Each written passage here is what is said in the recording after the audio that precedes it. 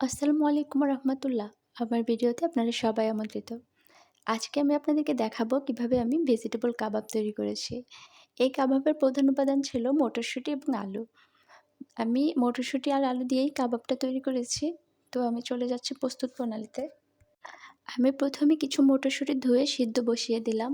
আমি মটরশুঁটিগুলোর সাথে একটু লবণ দিয়ে দিলাম। এই তো আমার মটরশুঁটিগুলো সিদ্ধ হয়ে গিয়েছে। আমি দেখছিলাম চেক করে ভালো মতো সিদ্ধ হয়েছে কিনা।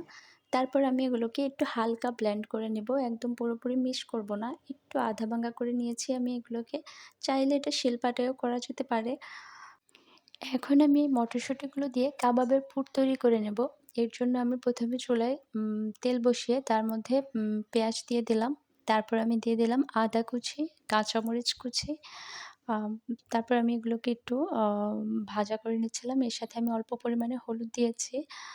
তারপর আমি এর সাথে দিয়েছি গোলমরিচের গুঁড়ো। তারপর দিয়েছি জিরার গুঁড়ো। এখন আমি এগুলোকে একটু ভালো করে ভেজে নেব। আ আদা আর গোলমরিচ এই দুটো একদম দিতেই হবে, না দিলে কাবাবটা খেতে একদমই টেস্ট লাগবে না। তারপর আমি আমার মটরশুঁটিগুলো দিয়ে দিয়েছি। এখন আমি এগুলোকে একটু ভালো করে ভেজে নেব। এখন আমি দিয়ে দিচ্ছি একটু লবণ। আমি লবণটা পরেই দিয়েছি, কারণ আমি মটরশুঁটি সেদ্ধর সাথে লবণ দিয়েছিলাম। এ পর্যায়ে আমি কিছু বিস্কিট গুঁড়ো করে নিয়েছি। এর মাঝে আমি আলু সিদ্ধ করে নিয়েছিলাম। আমি এখন আলুগুলোকে পেঁয়াজ আর শুকনো মরিচ দিয়ে লবণ দিয়ে একটু ভর্তা তৈরি করে নেব। শুকনো মরিচ দিলে একটু ভালো ঘ্রাণ বের হয়, ভালো লাগে। চাইলে আলুগুলো এমনিও ব্যবহার করা যেতে পারে। তো আমার ভর্তাটা রেডি। তারপরে আমি নিচ্ছি ২ টো ডিম। আমি ২ টো ডিম ভেঙে একসাথে ফেটিয়ে নেব ভালো করে।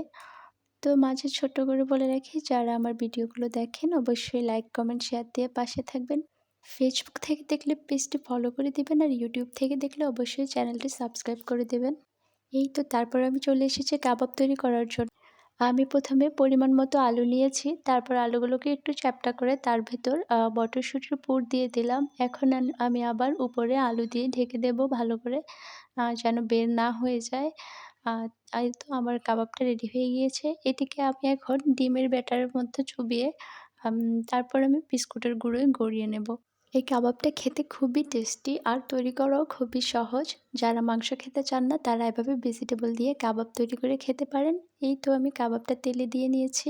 আমি আরেকটা কাবাব তৈরি করে দেখিয়ে দিচ্ছি। আমি আলুগুলোকে একটু চ্যাপ্টা করে তারপর এর ভেতরে আমি মটরশুঁটির পুর দিয়ে দিলাম। তারপর আমি উপর দিয়ে আরও কিছু আলু দিয়ে কাবাবটা সুন্দর করে তৈরি করে নিয়েছি। এখন আমি এটিকে আবার ডিমের ব্যাটারে চুবিয়ে তারপর বিস্কুটের গুঁড়োয় ভালোমতো গড়িয়ে নিয়েছি। তারপর আমি তেলে দিয়ে নিয়েছি। এভাবে আমি সবগুলো কাবাব তৈরি করে নিয়েছি। কাবাবগুলো আমি ছোটো তেলে ভাজবো না, কারণ এগুলো সবগুলোই রান্না করা উপাদান। তো আমি এগুলোকে অল্প তেলেই হালকা করে ভালো করে বাদামি করে ভেজে নিচ্ছিলাম।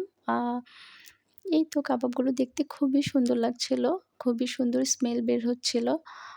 আমার তো খুবই ভালো লাগছিল। এখন আমার এগুলো ভাজা হয়ে গিয়েছে। আমি এগুলো নামিয়ে ফেলবো।